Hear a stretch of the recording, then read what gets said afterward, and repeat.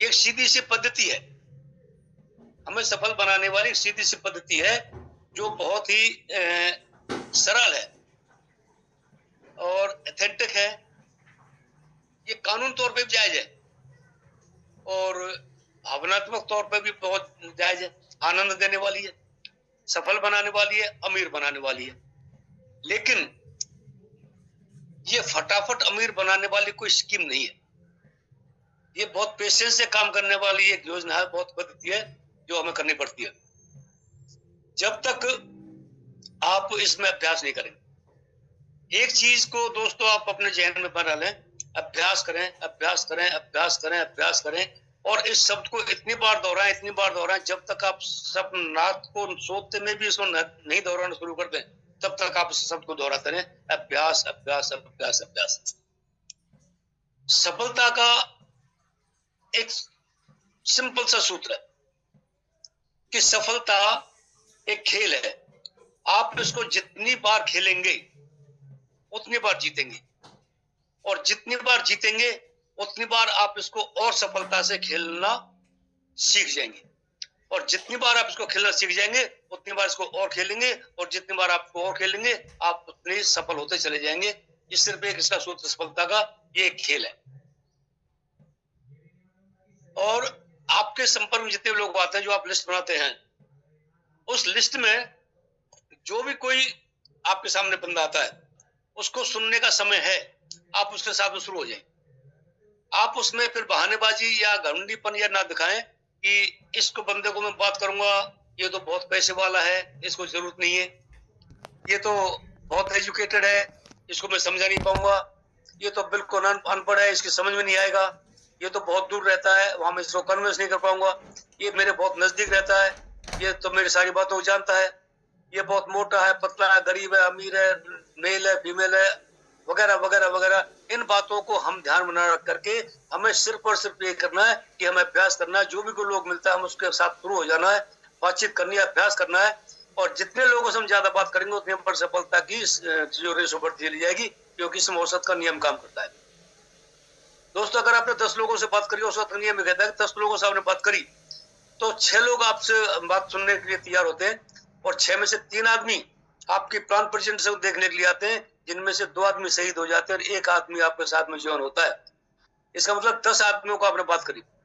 मान लेते हैं कि 10 आदमी से बात करी तो 10 आदमी की मैचिंग में, पॉइंट ऑफ मैचिंग वैल्यू में आपकी 5 मैचिंग होती है, और 5 मैचिंग से अगर आपको फैमिली बोनस मिलता है तो आपका तकरीबन 30-39 हजार का बनता है।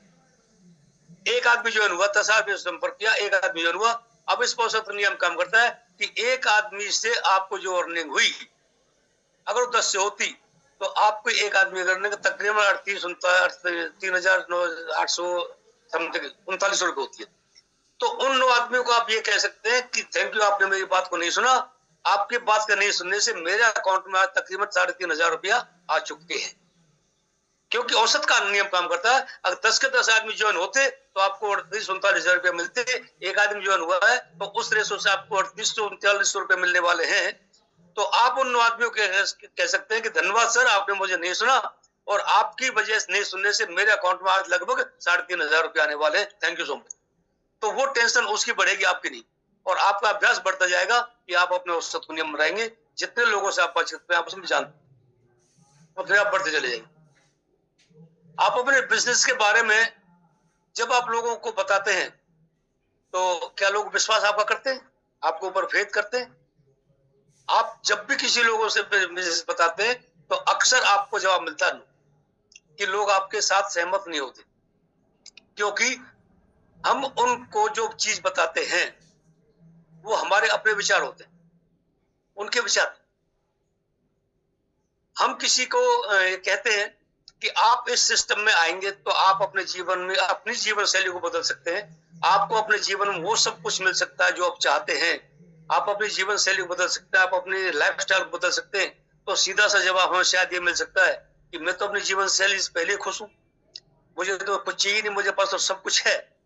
चाहे ये 100% गलत हो, लेकिन हर आदमी डिफेंसिव मोड में रहता है कि जो आप उसके पास क्वेश्चन करने के लिए जा रहे हैं, आप उसको जो प्लान देने के लिए जा रहे हैं, वो उससे बचना चाहता है, क्योंकि वो जानता है कि ये कुछ ना कुछ बेचने के लिए आया है, कुछ ना कुछ मुझे चेपने के लिए आया है या कुछ सौदा पक्का करने के लिए आया है, इसलिए डिफेंस मोड में रहता है।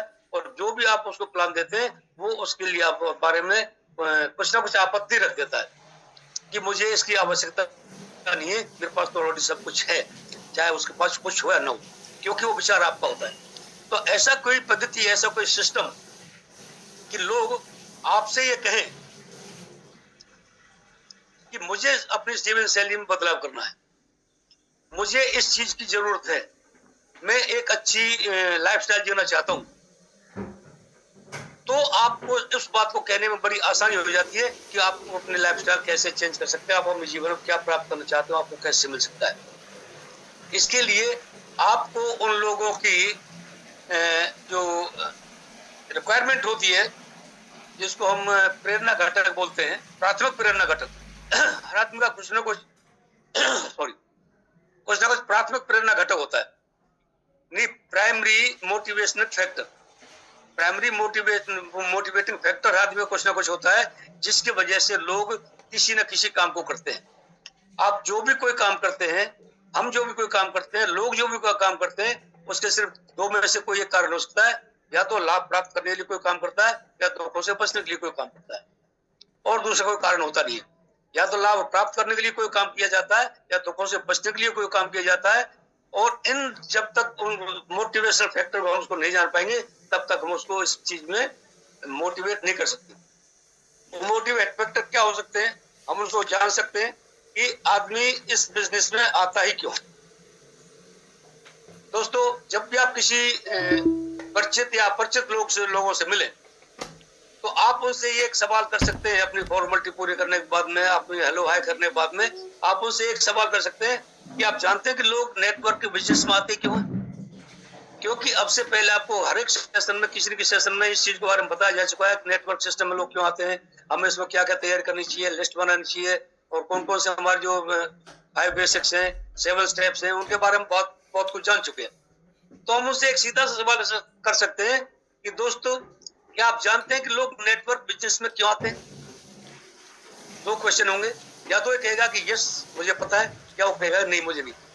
अगर वो कहता है कि मुझे नहीं पता कि लोग नेटवर्क बिजनेस पे आते हैं, तो आपके हाथ में कमान होती है, आप उसको सीधे से बता सकते हैं कि लीजिए मैं आपको बताता हूँ कि लोग नेटवर्क बिजनेस में क्यों आते हैं। और ये कहता है कि हाँ मुझे पता है, और वो कुछ अधपके या कुछ अंदाजे लगाने वाले जवाब देता है कि लोग इसमें पिरामिड के लिए आते हैं, अपना प्रोडक्ट बेचने के लिए आते हैं, लोगों को ज्वाइन करने के लिए आते हैं, चैन बनाने के लिए आते हैं, मेंबरशिप बनाने के लिए, वगैरह वगैरह। वो भी जो कुछ बताता है, तो आपको शांति से उसके सारे जवाबों को सुनना है। और जब उसके जवाब खत्म हो जाते हैं तो वो साहब से फिर पूछिए कि और कुछ, तब वो कहता है कि नहीं, जो कुछ मेरे पास था मैंने बता दिया। तब आपके हाथ में कमांड फिर आ जाती है, तो आप उससे ये कह सकते हैं कि लीजिए मैं आपको बता देता हूं कि लोग इसमें बिजनेस में क्यों आते हैं।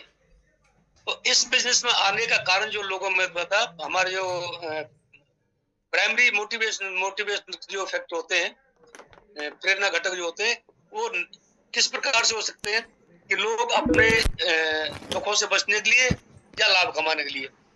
तो प्रेरणा घटक जैसे हो सकते हैं हमारी अतिरिक्त आमदनी, ये हमारा एक प्रेरणा घटक हो सकता है। आप इसको अगर डायरी पेन लेकर बैठे तो नोट कर सकते हैं कि अतिरिक्त आमदनी हमारा एक प्रेरणा घटक हो सकता है। आर्थिक स्वतंत्रता हमारा एक प्रेरणा घटक हो सकता है। हमारा स्वयं का व्यवसाय, हमारा स्वयं का बिजनेस हमारा एक प्रेरणा घटक हो सकता है। ज्यादा खाली समय हमें अपने बीवी बच्चों के लिए चाहिए, अपने रिश्तेदारों के लिए चाहिए, अपने इंटरटेनमेंट के लिए ज्यादा खाली समय चाहिए, ये भी हमारा एक प्रेरणा घटक हो सकता है।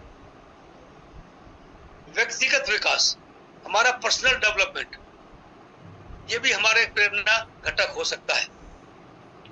दूसरों की हेल्प करना, हम आज बहुत ज्यादा अपने आप को सोशल वर्कर समझते हैं कि हम तो समाज सेवा करते हैं, हम दूसरों की मदद कैसे कर सकते हैं, ये भी हमारा एक प्रेरणा घटक हो सकता है। नए लोगों से मेलजोल बढ़ाना, नए व्यक्तियों से मिलना, उनसे मेलजोल बढ़ाना, अपने सर्कल को बढ़ाना, अपनी जानकारी को बढ़ाना, ये भी हमारा प्रेरणा घटक हो सकता है। रिटायरमेंट, हम कम उम्र में ज्यादा से ज्यादा इनकम लेकर के रिटायरमेंट हो जाए, इंडिपेंडेंट हो जाए, हमें और जीवन दोबारा करने की जरूरत न पड़े, हम बीवी बच्चों के साथ में अपनी जिंदगी आराम से गुजारते रहे। रिटायरमेंट ये भी हमारे प्रेरणा घटक हो सकता है। ज्यादा छोड़ना भी हमारा प्रेरणा घटक हो सकता है कि मेरे जाने के बाद में मेरे बच्चों को, मेरे पोते पोतियों को ज्यादा संघर्ष ना करना पड़े, उनको पैसे भी इनकम आती रहे, बगैर काम किए भी, कम से कम काम किए बगैर भी उनके घर में पैसा आता रहे और वो अपनी जिंदगी आराम से व्यतीत करते रहे। ये रिटायरमेंट या ज्यादा से ज्यादा छोड़ना भी हमारा प्रेरणा घटक हो सकता है। अपनी सूची को जब आप संभावित ग्राहक को दिखाते हैं या अपने प्रोस्पेक्ट को दिखाते हैं तो आप जानते हैं कि वो इनमें से किसी एक चुनेगा। जो आपने जो प्रेरणा घटक बताए दोस्तों, ये आपका भी कोई ना कोई प्रेरणा घटक इनमें से एक हो सकता है, जिस वजह से आप नेटवर्क बिजनेस में आए थे, वही उसमें अपने साथी का हो सकता है। तो जब वो किसी भी एक प्रेरणा घटक को इसमें आपके सामने रखता है कि हाँ मुझे इसमें से ये चीज चाहिए, मान लेते हैं उसको अतिरिक्त आमदनी चाहिए, वो नौकरी करता है, एक अच्छा बिजनेस करता है, उसमें उसका वो सफिशिएंट नहीं है, अपने परिवार को चलाने में उसको संघर्ष करना पड़ रहा है, तो वो तब इस चीज में यस कर सकता है जब वो खुद कहे कि मुझे आर्थिक आजादी चाहिए, मुझे एक्स्ट्रा इनकम चाहिए। अगर आपने उसको बताया कि आपको एक्स्ट्रा इनकम मिल सकती है, वो कह सकता है कि मुझे एक्स्ट्रा इनकम की जरूरत नहीं, मुझे बहुत मिलता है। अगर वो खुद कहे कि मुझे एक्स्ट्रा इनकम चाहिए, यानी कि आप प्रोस्पेक्ट से वो बात कहलवाइए कि वो चाहता क्या है। आप जो चाहते हैं वो उसकी इच्छा नहीं हो सकती, आपकी उस चाहत में वो कुछ ना कुछ आपत्ति जरूर लगाएगा कि मुझे इस चीज की आवश्यकता नहीं है। लेकिन जब आप उससे इस चीज कहलवाते हैं कि आपको क्या चाहिए, उसका प्रेरणा घटक क्या है, उसकी प्राथमिक सबसे पहली इच्छा क्या है, जब वो उसका पहली इच्छा बता देता है तो आप उसके आपके हाथ में कमांड होती है, तो आप कह सकते हैं कि मैं बताता हूं कि आपको ये चीज कैसे मिल सकती है। तो उस वक्त मान लेते हैं किसी ग्राहक ने आपको बताया कि मुझे एक्स्ट्रा आमदनी चाहिए, एक्स्ट्रा इनकम चाहिए, तो उस वक्त आपके पास 5 सवाल हो सकते हैं। आप उन सवालों को नोट कर सकते हैं कि वो आप अपने 5 सवाल क्या हो सकते हैं, सोने जैसे सवाल, बिल्कुल खरे सवाल। कि जब उसने बताया कि मुझे एक्स्ट्रा आमदनी चाहिए, तो आप उसको ये कह सकते हैं कि आपकी ये प्राथमिकता क्यों है, आपको एक्स्ट्रा आमदनी क्यों चाहिए। तो वो कुछ ना कुछ कारण बताएगी कि मेरे बच्चों का जो पढ़ाई का खर्चा वो नहीं चल पा रहा है, मेरे मकान की ईएमआई जाती है, उससे मेरी पूर्ति नहीं हो पा रही है, मेरे खुद के जो खर्चे हो ज्यादा है, घर में बीमारी ज्यादा रहती है, उसको मुझे ज्यादा इन्वेस्टमेंट करनी पड़ रही है, इसलिए मेरी तनख्वाह में, मेरे बिजनेस में, मेरे धंधे में, मेरे व्यवसाय में पूर्ति नहीं हो पा रही, मुझे इसलिए एक्स्ट्रा आमदनी चाहिए। एक कारण उसका हो सकता है। जब वो कहता है कि मुझे ये उसके कारण बताया, तो आप उसे पूछ सकते हैं आपने इश्यू को क्यों चुना। दूसरा सवाल आपका उसके प्रति हो सकता है कि आपने इसको ही क्यों चुना। फिर वो उसी चीज को बताएगा कि सर जैसा मैंने भी आपको बताया था कि मेरे सामने ये समस्या है, इसलिए मैंने उसको चुना। तीसरा सवाल, आप इन सवाल को नोट कर सकते हैं कि आपकी पहली प्राथमिकता क्या है। पहला सवाल था कि आपकी पहली प्राथमिकता क्या है, उसने जो भी प्राथमिकता बताई, जो भी प्रेरणा घटक बताया। दूसरा सवाल आपका ये हो सकता है कि आपने इसको क्यों चुना, आपने इसी को क्यों चुना। जब उसका वो कारण बता देता है कि मैंने इसको इस कारण से चुना है, तो आप तीसरे बार उसको पूछ सकते हैं कि यह आपके लिए महत्वपूर्ण क्यों है, आपके लिए इंपॉर्टेंट यही क्यों है। और जो प्रेरणा घटक थे वो आपने नहीं सुने, आपके ये महत्वपूर्ण क्यों है, तो आपको फिर उन्हीं बातों को रिपीट करेगा कि सर मैंने आपको अभी बताया था कि मेरे लिए महत्वपूर्ण इसलिए कि मेरे माँ बाप बहुत बुढ़े हैं, उनका इलाज चल रहा है और मेरे पास पैसा नहीं है, मैं उनका इस महंगे जमाने में इलाज करा सकूं। मेरे लिए इंपॉर्टेंट क्यों है कि मेरे बच्चों जो फीस जाती है उसमें मेरी तनख्वाह में पूर्ति नहीं हो पा रही है, मुझे किसी न किसी से लोन लेना पड़ता है, कर्ज लेना पड़ता है, इसलिए मेरे महत्वपूर्ण कुछ न कुछ कारण वो बताएगा। तो आप उसके बाद में चौथा सवाल ये कर सकते हैं, यदि आपको ये अवसर ना मिले तो, अगर आपको जीवन में ये अवसर ना मिले तो इसके परिणाम क्या हो सकते हैं। तो सर फिर आपके सामने वही चीज वो दोहराएगा कि सर मैं आपको बार बार बता चुका हूँ कि अगर मुझे ये अवसर नहीं मिला तो मेरे जीवन में इसके क्या परिणाम हो सकते हैं। मुझे ज्यादा कर्ज लेना पड़ेगा, मुझे हो सकता है शायद आगे निकट भविष्य में अपना जिस मकान में मैं रहता हूँ मकान भी बेचना पड़ जाए, हो सकता है शायद मेरे पास जो प्रॉपर्टी मुझे बेचनी पड़ जाए, बच्चों की शादी के लिए मुझे अपनी बीवी के जेवर बेचने पड़ जाए। कुछ ना कुछ कारणों को अपने पास बताएगा, क्योंकि जब आदमी का खर्चा उसकी इनकम में नहीं चलता है तो कुछ ना कुछ वो साइड से कुछ ना कुछ तरीके ढूंढता है। तो फिर वो जब अपना चौथा कारण बता देता है, उन्हीं चीजों को बार बार रिपीट करता है, क्योंकि सेम है, उसकी प्राथमिकता क्या है वो भी वही है। आपको उसको अगर अवसर नहीं मिला तो भी वो कारण वही है। तो आप उसको 5वां सवाल पूछ सकते हैं कि इन परिणामों से आप चिंतित क्यों हैं? जितने भी आपने कारण गिनाए, आप इनसे चिंतित क्यों, आप परेशान क्यों? तो सीधी सी बात है, वो खिन्न होकर क्या, दुखी होकर क्या, गुस्से में भी कर सकता है, सर आप भी कमाल करते हैं, मैंने आपको इतने सारे गिना दिए, इतने सारे कारण मैंने आपको गिना दिए, और फिर आप करके पूछते हैं कि आप उसमें चिंतित क्यों? चिंतित तो होने वाली बात है, चिंता का विषय है, क्योंकि जिंदगी कैसे कटेगी? मैं किसी तरह से अपनी जिंदगी को काट सकता हूँ। आगे मेरे बच्चों को अगर मेरी जैसी नौकरी नहीं मिली, उनको कोई भी नौकरी नहीं मिली, कोई बिजनेस करने का तरीका नहीं मिला, तो उनकी जिंदगी कैसे व्यतीत होगी? मैं नहीं चाहता कि मेरी जिंदगी के बाद में मेरे बच्चे किसी प्रकार के अभाव में जिए या किसी प्रकार की मजबूरी में जिए। इसलिए मेरे लिए बहुत चिंता का विषय है, मैं इसको जानना चाहता हूँ।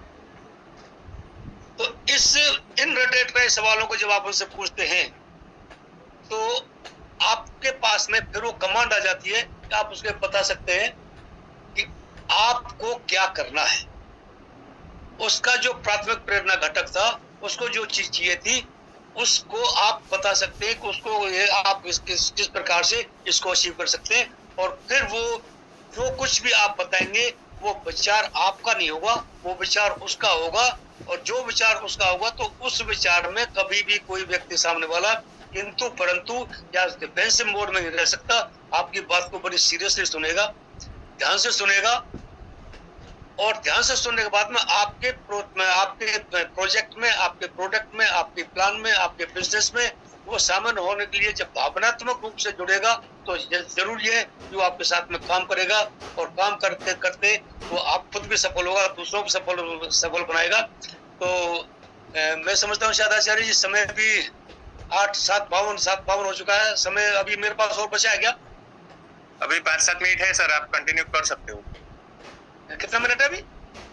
अभी 7-8 मिनट बाकी है, 8 बजे तक हम ले सकते हैं। Thank you. 7-8 मिनट बाकी है, तो अभी हम इसमें कंटिन्यू कर सकते हैं। तो अब इसमें जब आप वो बताता है कि मेरे लिए जरूर क्यों है, तो आप उसको अपने प्लान में शामिल कर सकते हैं। और जब आप उसको अपने प्लान में शामिल करते हैं तो उसको जिस चीज की आवश्यकता थी आप उसी को फोकस करें। अगर उसने अपना स्वास्थ्य के बारे में सुना है तो आप उसको प्रोडक्ट के बारे में बताएं, और उसको एक्स्ट्रा इनकम चाहिए तो आप उसको प्लान के बारे में बताएं। उसको समाज सेवा के उसने चुनी है तो आप उसको समाज की सेवा के बारे में बताएं कि आप ज्यादा से ज्यादा लोगों का दुख कैसे दूर कर सकते हैं।